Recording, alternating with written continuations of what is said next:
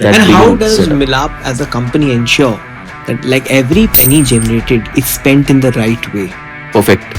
Because that's probably the single most important value that we Absolutely, add. right? absolutely. So we are a custodian of the donor funds. Mm-hmm. We exist because donors trust us. And there is no second question about that. So it's the central to our existence. According to you, what is the future of crowdfunding? We should become a lot more mainstream. Now, what has happened over the last 10 years, as you mentioned, you use the word industry. So our achievement in the last decade has been from an unknown word, we are now being considered as an industry. Right.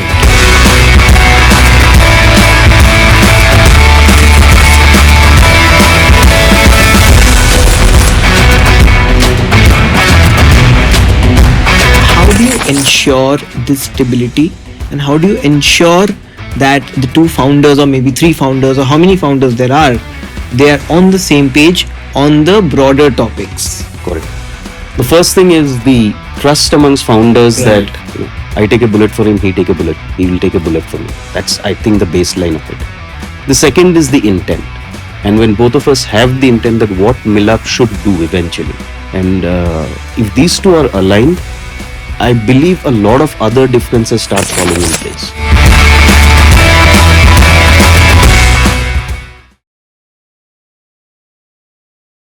Hi Mayukh. Hi. How are you doing today? Doing great. Thank you very much. It's a privilege to meet you and talk to the people here. My pleasure. So, what inspired you to start Milaap? That's the let's get that Great question out of right? the way. Yeah, I think what I can attribute it's to probably a phase of life which Anuj and I were in terms of willing to experiment a little more. We had both. I had left my job in Dubai to explore rural India. Anuj was a student in National University of Singapore, and he took a sabbatical to explore microfinance. And at that point of time, we connected and we said, okay, let's figure out something that we would like to solve. And yeah, one thing leading to the other, crowdfunding became a piece of the puzzle that we wanted to solve. Right. With the intent of, or asking the question, how do we make giving a part of everyday life? And yeah, that's the genesis. I cannot pinpoint it to a single event, but it's a series of events around 2009 to 2011, that phase of life. So, that how led did us to you start. like zero down on the subject or on the topic or on the industry? If Perfect. Yeah. that's the right word. No, it's a pleasure to hear the word that you're associating today crowdfunding as an industry. Right. Because back in the days when we started, it was a word that nobody knew Absolutely about. right. Yeah. In very simple terms, when we were in our trails around rural India and exploring in our own ways, we figured out that there was a lot of lack of credit or capital across. And there was a way by which the funds could help people in various forms. Right. And the question for us was, I'm not going to be able to go and just raise a ton of money to help people. What do we do? Correct. In very simple ways, we got the idea that why not pool it from people? And that was the genesis of crowdfunding. Right. The intent of helping people gave rise to the vision of making giving a part of everyday life. And of course, the advent of social media, the fact that Facebook was becoming more common, gave us the pillar to say that, hey, Right. social media is going to become the baseline on which we can think that, people will start helping each other. Right. So those were the pieces of the puzzle that came together. Right. But yes, the intent had always been, how can we help people to help each other? Right. Making giving a part of everyday Right. life, as I mentioned. So that's the genesis. Over a period of time, it's the people and what they want to do with the platform that has directed us on the path that we are here. So, it's been about 1.5 decades since you began this. Almost, yes. And have there been times, or how often do you guys fight with each other? Very often. On operational issues, we always have differences, and I believe that's the healthiest thing to have. Right. Because it doesn't make sense to have a carbon copy of mine or for Anush to have a carbon copy of his who agrees to every opinion. But lucky enough, and touchwood, probably that's the luckiest thing, and that's where luck plays the factor. We have never had a disagreement which takes the company into two completely different directions. Right. So on the biggest platform, never. On the strategic things, on the day-to-day things, or on the operating things as well, lots of it every day. Right. So, how do you ensure this stability, and how do you ensure that the two founders or maybe three founders or how many founders there are, they are on the same page on the broader topics? Correct. The first thing is the trust amongst founders that, I take a bullet for him, he will take a bullet for me. That's, I think, the baseline of it. The second is the intent. And when both of us have the intent that what Milaap should do eventually. So when these two kind of are aligned, and I'm not saying that it will always be aligned. Absolutely, It's a combination of luck, it's a combination of effort. And if these two are aligned, I believe a lot of other differences start falling in place. Sometimes you give your way by saying, okay, let me back down and see what happens when I adopt your approach. Because I know at the end of the day, the intent, I may not agree with the way, but I will always agree with the intent. Right. And when that is there, and decisions can go sideways all the time. It's more important to take a decision rather than to sit on an indecision. You take a decision and you try to make it right. And that's, I think, the way we have moved forward. And I think our team also kind of follows the same principle, Right. which we hope it's taken into the next decade as well. Absolutely. And talk us through a life-changing experience while you were working for Milaap, with Milaap, Sure. and working on your project, which really shook you on the good side, which made you feel, wow, I think I love my job. This is Sure. what I was. Yeah, this is I'm why I started Milaap. Perfect. I think lucky enough that I can say there are numerous of. Absolutely. I'm So sure. I'm sure. really lucky that life gave me a chance around that. Right. Specific incidents. I think the first time we realized that people could use Milaap for medical emergencies. Right. Back in 2014 or 15, I'm not exactly sure of the year right now. Late 2014 probably. A bunch of friends from Bombay raising money for their friend's heart transplant. Within no time, some people who had never heard of crowdfunding use the platform, raise the funds, get their friend, a successful heart transplant and a life, they live. In that year, I still remember, in terms of disaster relief, the first time we realized how powerful crowdfunding and connections of people could be when people were using the platform for Chennai floods. Right. Then continuous series of that, of course, huge lessons and deepest of gratitude to the audience on both the waves of COVID. The first one being a livelihood crisis and the way companies to people rallied together. The second wave being a healthcare crisis, where the way people rallied to either facilitate oxygen or to help each other. Crazy experiences. And yeah, I mean, we have seen instances where a teenage girl who rescued a pup raises 20,000 rupees to just provide the vaccines and help the pup get a good home. I think that girl was from Calcutta a few years back. To all the ways where one of the biggest food delivery platforms rallies a few thousand of their restaurants to provide food for those who were kind of stuck in the lockdown. Right. So we've seen that scale, and each one of those is a lesson, right from that kid to all the way to that. And big how does setup. Milaap as a company ensure that like every penny generated is spent in the right way? Perfect, because that's probably the single most important value that we add. Absolutely. And so we are a custodian of the donor funds. We exist because donors trust us, and there is no second question about that. So it's the central to our existence. I'll give you this example from a healthcare perspective because that's the majority use case, and it's easier to set an objective parameter. We try to see three things. The first one is, when a person is fundraising or in whose name it's being fundraised, does that person exist? You could do KYC checks. There are various mechanisms. It's become easier these days. The second one is, does that person have the condition that is being claimed in the particular fundraiser? Right. Yeah. Which means that, and that question eventually led us to work with hospitals at the back end in terms of collaborations so that it's easier for us to verify. So somebody is saying, a person has come in and needs a surgery.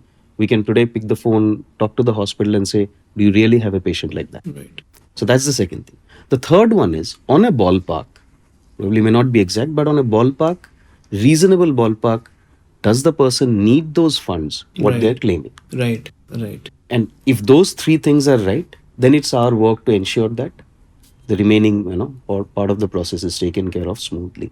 But these questions become central to our trust and verifications process, which I believe is, as I mentioned, And has there ever been a cause which was maybe not true for which the funds were raised? once in a while there will always be that. Okay. When you're running a marketplace, when you're running things at scale, there will always be scenarios where there are players who come in like that, even though it's the rarest of rare. But then for us, the question is one bad actor can spoil the case for 1,000 bad actors, and that's why we are super sensitive. Right. So in scenarios where we cannot establish that the funds are actually going to go to the right purpose, or there is no way. A lot of times what happens in healthcare fundraisers is you have raised the money, the person unfortunately has passed away, and there is no way, and the family is generous enough to say, there are no further dues and we don't want the money. Now, what do we do in such scenario? One of the ways is we try to figure out a similar patient and go and talk to the request the donors that we want to utilize the money for this patient. Do you have any reservations? 99% of the times they don't. If you are not able to figure out a patient like that, we go and honestly tell the donors that, look, an unfortunate incident has happened. I cannot utilize your money right now, so it's best that I refund it. In scenarios where we think that there might be a case where we cannot establish it, there is a potential of a fraud, Right. we'll try to go and refund the donors. Okay. Again, everything for us boils down to the fact that I need the donors to trust the platform, else the platform doesn't exist. Absolutely right. So, you've been a founder now, again, as I said, for the last 15 odd years. What is your reaction of your friends and family? Like, do they treat you differently now? I think I've been lucky enough to get that support. Lucky enough to be a part of the times where the startup culture just got started. I mean, these days it's a lot more lot better, and it should be more evolved. But the 2010s, I think that was the It wave was the of starting point. absolutely. So in terms of friends, I think it was pretty much in terms of well established that a bunch of us were experimenting with various things. Of course, Anuj and I had a little more willingness to experiment, an extra mile maybe. So yes, with friends it was a part of the times, and it was pretty nothing like very surprising. The family was skeptical at times, Right. but then I did have the support. So yeah, lucky enough to be a part of a family where the family never kind of had the expectation that I've, or that's where again luck plays out, where you don't have a big burden in terms of that, and you have something that's holding you back. So the family never held me back. Yeah. Can you become friends with your co-founder? I have been. You're not still a friend? I mean, I have been friends with him for the last 15 years. So how does that pan out in general? I think there is always a demarcation that you can keep. Right. I am friends with my co-founder because fundamentally he's a good person. Okay. And I'd very likely have been friends with him. Do you hang out with him?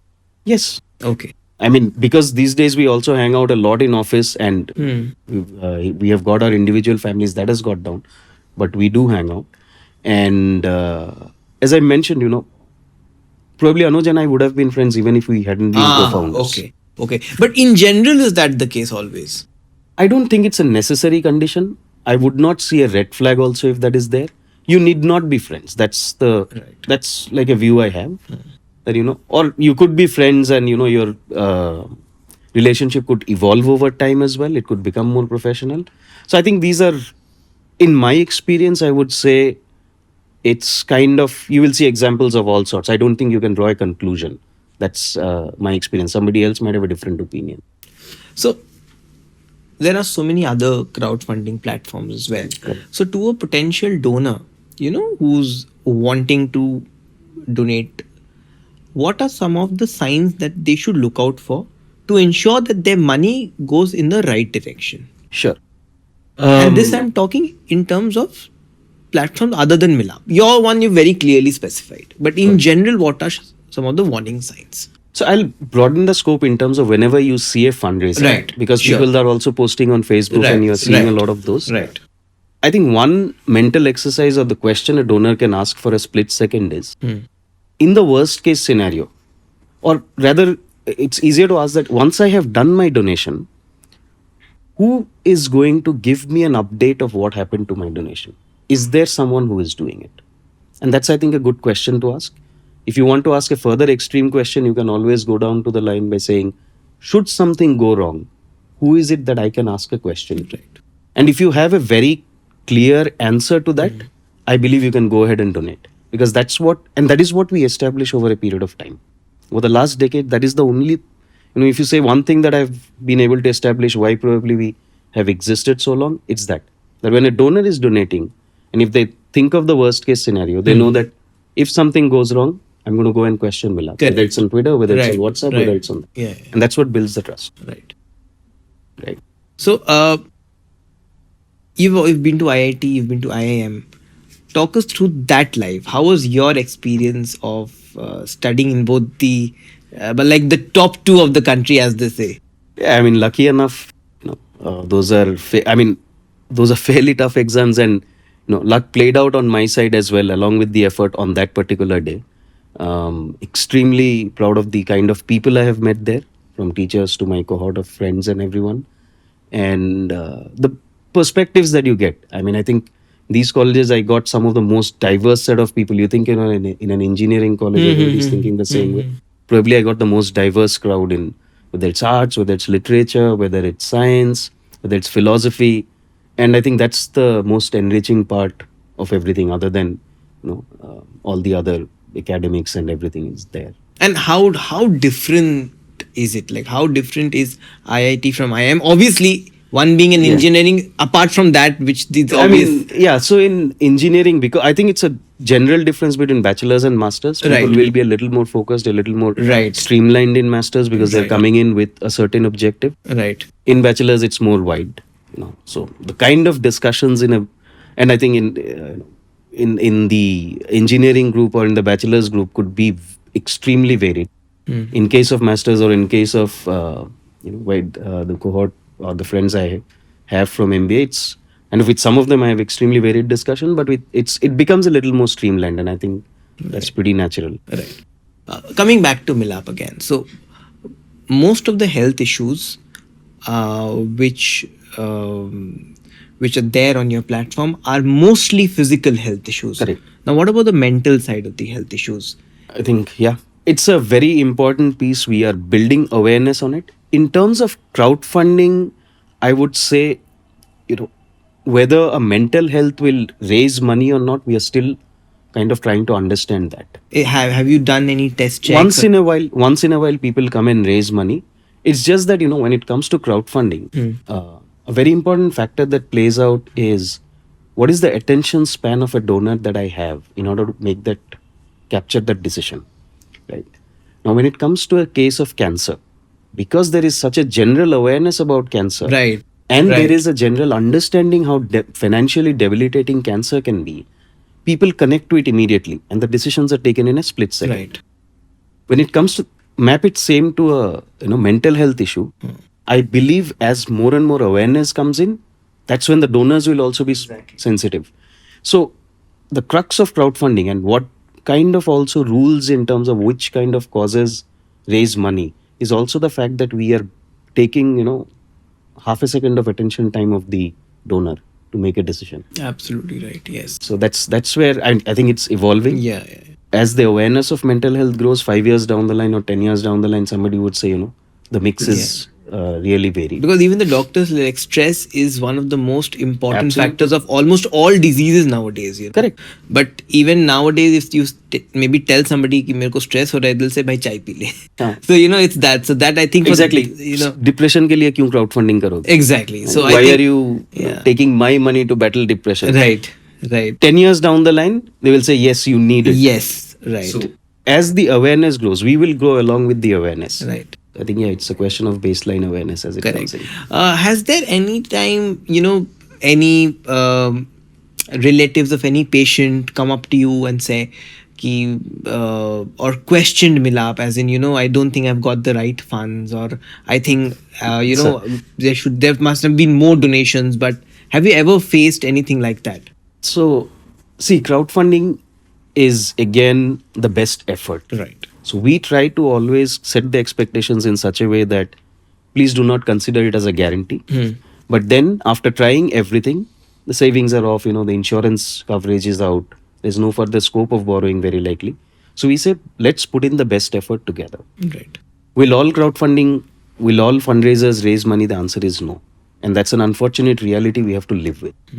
Right? So, and will there be people who think that, we should have raised more? The answer is also yes. Our work at that point of time, and that's why we are very sensitive right from the beginning to set the expectations that it's not a guarantee. Let's make the best effort. All right. And let's see what happens. No, you never know until you make an effort. So Correct. give it a try. Correct. Let's not lose hope, and Correct. let's do the best effort and see. You could raise the full amount, you could raise more than the amount, you could raise half the amount. There is value in every penny that comes in. Right. So that's the way we work on, or we work with our campaign organizers. Right. According to you, what is the future of crowdfunding in India? We should become a lot more mainstream. Now, what has happened over the last 10 years, as you mentioned, you use the word industry.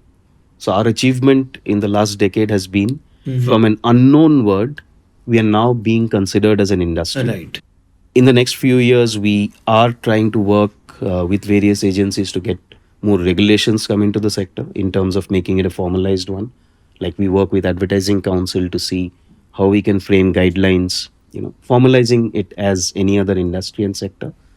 And as we go in the next decade, I think the vision would be one, to go deeper into the tier 2 and tier 3 Right. ecosystem. Right. Tier 1 ecosystem is where we, I think, have made a presence. And the second is we would love to see a broader mix of causes. Right. Right. So 10 years back, again, like 7-8 years back, 90% of the fundraisers were from medical emergencies, which still is the major reason. Right. And will always be. Right. Because it's that critical a need. Correct. But now that donors are feeling comfortable, they know that crowdfunding platforms have existed, they have donated. They're now more willing to donate for an animal shelter. They're willing to donate Right, for environment. right. So yeah, as we go forward, More, the more ideal would different be- causes will be exactly, added. and for Right. long-term causes. Right. Right. I mean, will crowdfunding be successful in doing things for the environment? Right. Maybe Where climate it's- change. Yes. Where in healthcare or in medical, when you save a life, it's an instant happiness for you. Yeah, it's instant gratification. Instant Yeah, gratification, yeah, right? yeah, We hope we establish it to such a point, and that will be probably the holy grail of our success for the next decade, where even when you don't have instant gratification, you're willing to donate. Right. Right. And yeah, let's see how. And how does Milaap or any other crowdfunding platform make their own money? Fantastic question. So today we are a free platform. What it means is that we do not charge any mandatory fees from anyone to donate. Right. Whenever you are starting a fundraiser, there is a payment gateway fees, whatever is the payment processing fees that you will pay, and that's a third party payment. Yes. How we make money, we trust our users, and we depend only on voluntary tipping by the user base, whoever is donating or whoever is fundraising, for our revenues. Does There it is give you no enough? other source of revenues. Yes. Now, talking about giving it enough, we used to have a fixed fee model where we used to charge fees from the users. And after the first wave of COVID and all those things, I don't know. I mean, the entire team was willing to experiment, and that's like almost 12 years into the journey of the company. On 14th August 2020, the eve of Independence Day, we launched an experiment by saying we'll wipe out our fees, no fees, and we will see whether the user base is willing to support us. Right. Whether the donors are willing to support us, whether people who are fundraising are willing to support us. If we say that, if you do not give us a tip, we don't exist as a platform. It's as simple as that. It was a measure for us to see whether we are actually adding value. Right. The 3 months experiment has been going on for 4 years. So Awesome. Congratulations. Thank on you that. very I think much. that's I a mean- huge achievement. I think it's a huge achievement by the users, because Absolutely. we were battling this entire notion Indians do not tip. Yeah. And yeah, I think that was a crazy moment for us, is because it was not the starting point of the company. It's a company with a fairly good number of people. Absolutely. So I think it will be safe to say that tipping has managed to keep afloat a company, and how. I think it will be very safe to say that. That's one of our craziest moments for sure. That is super. And super gratitude to the audience, the way we have received support from everyone. I think. And any big corporate partnerships, tie-ups that you've done? So, not probably on a regular basis, but when the need has come, corporates have jumped in like, Right. surprising ways. I mean, during the first wave of COVID, we have worked with India's biggest food delivery companies. We have worked with the biggest ride-hailing companies who were at the drop of a hat ready to support their drivers who had lost their livelihood. Right. And then a bunch of it with companies once in a while in terms of healthcare as well. So it's not something that we focus on a regular basis. For us, the focus has been on individual to individual connection. But yes, we have seen fairly high willingness amongst corporates whenever there has been a need. Right. When it comes to flood relief, we often see corporations coming forward. 3 simple tips for the next generation entrepreneurs to succeed. Great. I think most of the tips will apply to any generation per se. The next generation definitely has a more refined ecosystem. The first one is getting the team right. Right. I think choosing the entrepreneur, it has an element of luck, no doubt about it. But also it's a very conscious question that people should ask.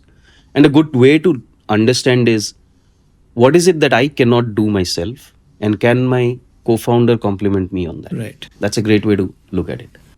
The second question is, there are many problems out there to be solved. There are many questions to be answered, and even in Milaap, if we look at it, it's in healthcare, we could do bunch of things. Central to ask is, are we the right team to solve that problem? Right? Whether it's expertise, intent, how long do you want to be in the journey? And then probably the third thing I would kind of say to keep in mind is, how big is the opportunity? Because that dictates in terms of how you want to build the company. Right. If I'm building it as a niche in a small market, I build it with a very different mindset, the kind of funds that they'll raise and everything. If I'm building a very big story in a big market, my mindset has to be different. Right? Businesses can be built in both. No doubt about that. The challenge happens when there is a disconnect. So it's trying to avoid that disconnect. So these will be the 3 key things, 3 key pitfalls. Right. I do not know what entrepreneurs can do. I can never suggest that. But I would say, yeah, these are the places where usual pitfalls happen, whenever we are starting up, and that's probably true in any business per se. Right. To conclude this podcast, what's next for you, and what's next for Milaap? Oh, great. So yeah, for Anuj and me as a team, look, we have worked in healthcare affordability for a decade. We have seen what challenges are, and what we've over the time realized that affordability in healthcare is a global problem. Right. Whether it's India, whether it's US or any system, there is an affordability challenge. And we as a team, we are trying to answer that question now at a global scale. So if just doing a few early stages of experiments in terms of looking at healthcare affordability for high cost medications in the US market, because we are innovating at that pace where we will treat a lot of untreatable diseases. Right.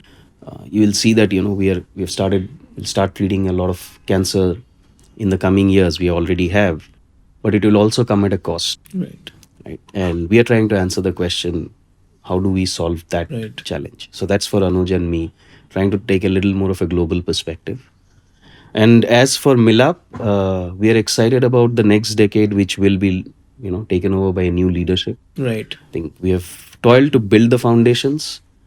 We have a fantastic team that's taking over, and the next set of the journey will be kind of led and decided by them. So this is also a crucial phase for us where we are building Milaap for the next few decades. Right. And the company spreads its wings beyond the founders as well. Right. And just one more thing I want to highlight is this has been a long request from our users saying, while we crowdfund on Milaap, can you help us with something more? Which are the hospitals to go to, how to go there, where do I stay? Now, Milaap cannot give a medical advice. I cannot say you go to hospital A or B because we are not the company to do that. We don't have the expertise to do that. But what we realized, we could make it easier to at least, you can do 10 phone calls to 10 hospitals to figure out where you want to go. Right. You could figure out where all to stay. And we kind of found out that there are certain hubs. There are a lot of people who are going to other cities for treatment, because when it comes to critical ailments, there is an ecosystem that's built in certain cities. Right. And therefore, and specifically in West Bengal, we see a lot of people traveling to Bangalore, Hyderabad, Chennai for treatment. And for them, we have got this Milaap handbook. Right. right? Which basically is a first attempt by the team to collate every information as much as possible for Right. hospitals, Right. for places where you Right. can, get treatment. Right. So it's a map there and it's with phone numbers. So just a guide in terms of saying what could we do more for Absolutely. And those I who think are that this is fundraising. remarkable. And this is really for you. Thank you so much. I think this will really ease a lot of hassle for the for the regular public, the general public. Yeah, I hope it does. Our intent is Oh something wow, that you've should even have- mentioned the bus numbers and Yeah, we've tried to be thorough in yeah. that. I think the team has done a tremendous job around it. Again, the idea is what could have Oh, taken this is you fantastic. ideally a week. I'm just going to a couple of pages. This is super. Thank you. Yeah, what should ideally, I mean, what would have taken you a week, can we get it down to an hour? That's Exactly. our goal. Because families should focus on medical And this is in treatment. detail, how many beds are there, what are the rates of the beds. This is awesome, Mayukh. We've tried to This is be really thorough, good. and we will try to improve upon that and see Yes. where all. So yeah, feedback definitely welcome. This is great. Thank you. Awesome. Awesome. Fantastic. Thank you so much, Mayukh, for coming down to Twisted Truths and giving your time. It was a pleasure talking to you, and I wish you, Milaap, Anuj, everyone at Milaap all the very best. Thank you very much. It has been a pleasure talking to you, and thanks a lot to the team as My well. pleasure. Thanks a Thank lot. you. Thank Bye-bye. you.